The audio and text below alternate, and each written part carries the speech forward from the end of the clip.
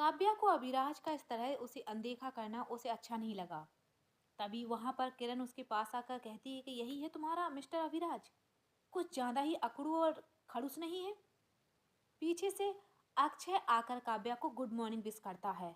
तभी किरण बुरा सा मुंह बनाकर मन में कहती है कि फिर से आ गया चिपकू कहीं का। काव्या और अक्षय दोनों मुस्कुरा के बातें कर रहे थे। जय उन्हें देखकर कहता है कि भाई, यह भाभी किससे बातें कर रही है? यह लड़का कहाँ से आ गया? मुझे इसे देखकर गुस्सा आ रहा है। कैसे हंस हंस कर बातें कर रहा है। एक पल के लिए तो अभिराज का दिल भी जल उठता है। फिर उसे अपने महागुरु की बात याद आती है। वह अपनी नजरें फेर लेता है। दोबारा से उसे कभी भाभी मत बोलना, अभिराज ने कहा। यह उसकी खुद की जिंदगी है। फिर जय कहता है कि भाई, कितना मुश्किल होता है ना अपनी खुद की मोहब्बत को इस तरह से भूलना। क्यों खुद को इतनी तकलीफ दे रहे हैं आप?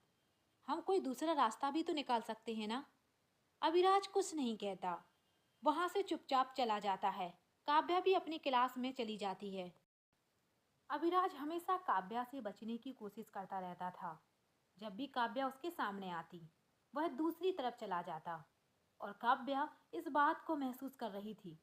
अचानक से अभिराज को हुआ क्या है, लेकिन फिर भी उसने किरण को काव्या की हिफाजत से हटाने के लिए नहीं कहा।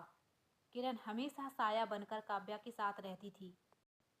और उधर मोहिनी को जब पता चलता है कि अविराज ने काव्या को छोड़ दिया है, तो वह खुशी से पागल होने लगती है और फटाफट पहुंच जाती है अविराज के पास।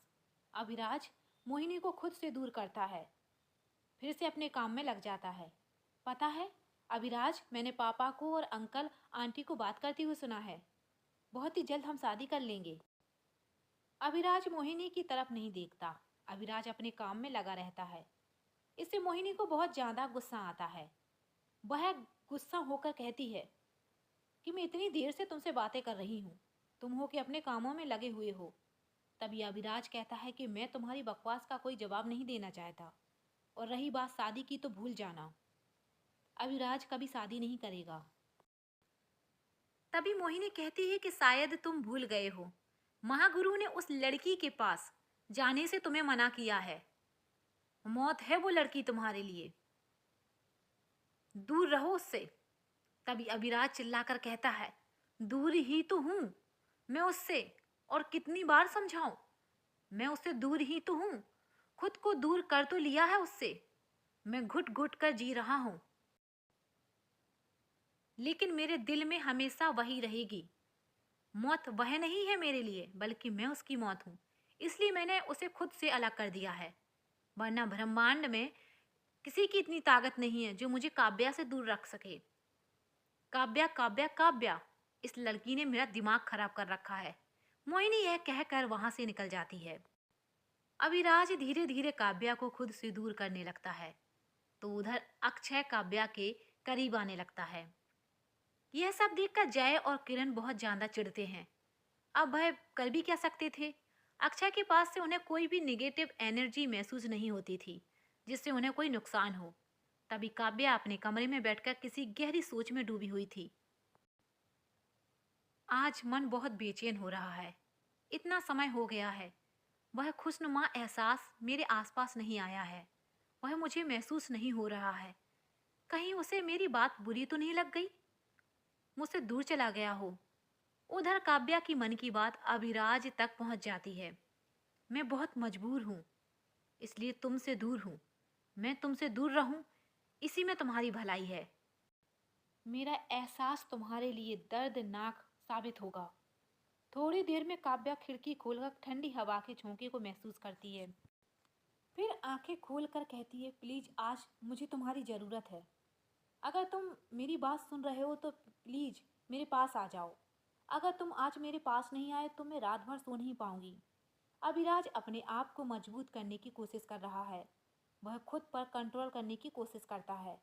वह अपनी आंखें बंद कर लेता है, अपने कान भी बंद कर लेता है, ताकि काव्या की आवाज उस तक ना पहुंचे। लेकिन काव्या के दिल की धड़कन, उसकी तड़प अविराज को बेचैन कर देती है। नहीं, मैं नहीं जा सकता। मुझे खुद पर कंट्रोल करना होगा। मैं इस तरह से कमजोर नहीं पड़ सकता। मैं नहीं जाऊंगा उसके पास। उसे मेरे बिना रहना ही होगा। कुछ दिनों बाद वह मुझको भूल जाएगी। वैसे भी मैंने अभी तक उसके दिल में दस्तक नहीं दी है।